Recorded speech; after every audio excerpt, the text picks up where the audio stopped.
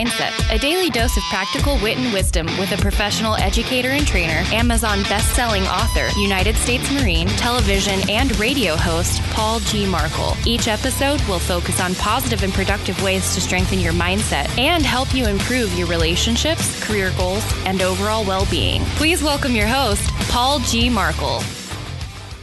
Hello, welcome back. Yes, indeed. Do I welcome you every day? And are you glad that I welcome you every day?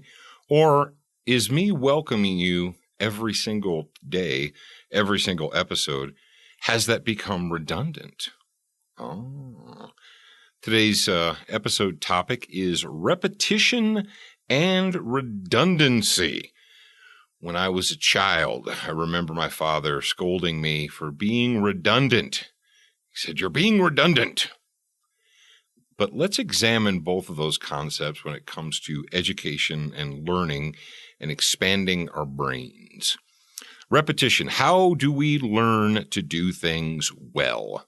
How do we learn physical skills? For instance, how do we learn to play the piano? How do we learn to throw a baseball or catch a baseball or a football or what have you, or play the guitar? Through repetition, right? How many folks are so gifted and so talented that you can hand them a guitar and a pick, they will look at it and immediately be able to play a song or a melody? How many people sit down in front of a piano, put their hands on it, and are immediately able to play the piano?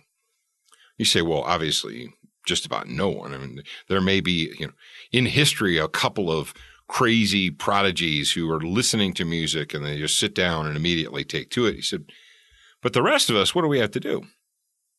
Well, we have to engage in the process of repetition. If you've ever listened to it's not fun to listen to a child practice the piano or the trumpet or any musical instrument, really. It's not fun to listen to them. Why? Because they go back over. They start and they make a mistake. They go back again and they make another mistake, or they make a different mistake and they go again and again and again and again. But eventually what happens?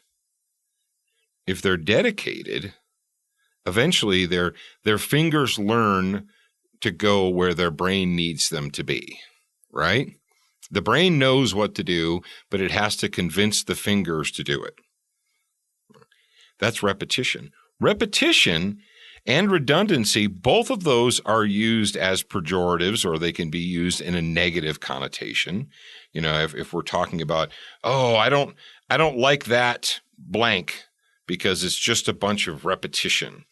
Or I don't listen to that guy because he repeats himself, or it becomes repetitious. When it comes to education, that's something that I've been involved in for, 25 years or so. Educating individuals, educating people, training them. I've done physical training, lots and lots of physical training, teaching people to master a physical skill.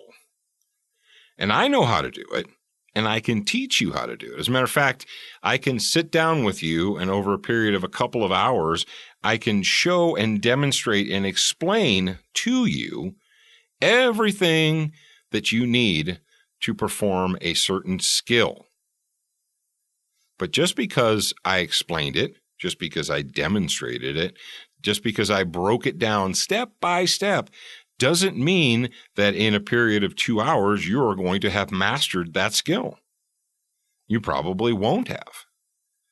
You'll know how to practice, but in order for you to achieve competency and, some modicum of skill, what you're going to have to do is you're going to have to take what you were taught, and you're going to have to engage in repetition.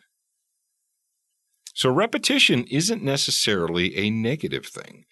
And when I do when I perform, whether as a coach or as an instructor or as a teacher, or if I'm writing and I'm creating some type of educational or instructional material, I deliberately build repetition into that work.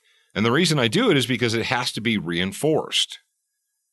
That is how human beings learn. I know that it's easy to say, this is repetitive. This is just a repetitive exercise. Yeah. And sometimes repetitive exercises are good, and sometimes they're very important. Now, let's examine redundancy. What is redundancy? Now, if you're using it in the negative, if you're using it as a pejorative, being redundant means you're just doing something that someone has already done, or you're just repeating, or you're following, or you're doing something that doesn't necessarily need to be done because it already has been. Now, when we talk about other things such as engineers, if you are an engineer, you know that redundancy is not a negative. It's a positive. It's a very important positive. For instance, an aircraft, an airplane, a jet airliner has numerous redundancy systems so that if one wire breaks, can you imagine if you were in an airplane, and you probably never thought about this, but if you were in an airplane and there were wires and tubes and hoses and, all these things, a hydraulic system and a pneumatic system and electronic system, if one screw came loose, or if one wire broke, or if one, pneumatic line broke, if that one line breaking would bring down the plane, how dangerous would that be? If everything had to work absolutely 100% all the time, you're probably sitting out there and you're like, do you mean that's not the case, Paul? Like an airplane, like every piece of every airplane isn't perfect every time it takes off? I don't want to scare you. But the fact of the matter is, when engineers design things like aircraft, they put in multiple redundancy systems so that if one fails or if there's an error somewhere, the entire system doesn't crash. On ships, on military warships, they build in numerous redundancy systems so that if the ship takes damage in one area, it doesn't take down the entire ship.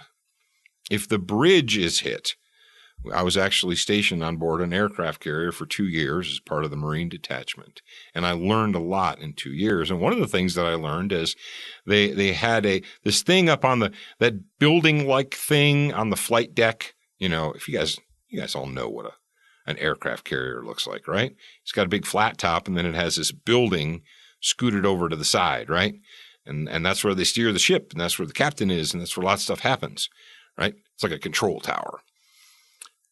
Well, I learned when I was on the aircraft carrier that there were numerous redundancy systems built into that ship, and that even if during time of war, the superstructure is what they called it, if it was completely destroyed, we could still steer and navigate the ship from a different part of the ship because they had built in redundancy systems. Redundancy systems are critical when it comes to emergency things, such as firefighting or medical, emergency medical gear. You always want to have a redundant system for that. So the words repetition and the words redundancy, they're thrown out, and often they're thrown out in a negative light. They're used negatively. But the fact of the matter is, both repetition and redundancy are very important, and they can be very important positive concepts. So think about that next time someone says, oh, this is just repetitive, or oh, this is just redundant. Take a moment to think, you know what? Sometimes repetition is very important for learning and skill maintenance, and redundancy can save your life. Yeah, how about that? All right, ladies and gentlemen, thank you once again for being a part of my audience, a part of the Morning Mindset podcast audience. I am your host, Paul Markle, and I will talk to you again real soon. Thank you for spending time with us today. To get show notes, submit a topic request, and for more from your host, Paul G. Markle, visit morningmindsetpodcast.com. That's morningmindsetpodcast.com. Please leave a review for this podcast on your favorite podcast player. We appreciate your time and effort, and we look forward to reading your honest feedback.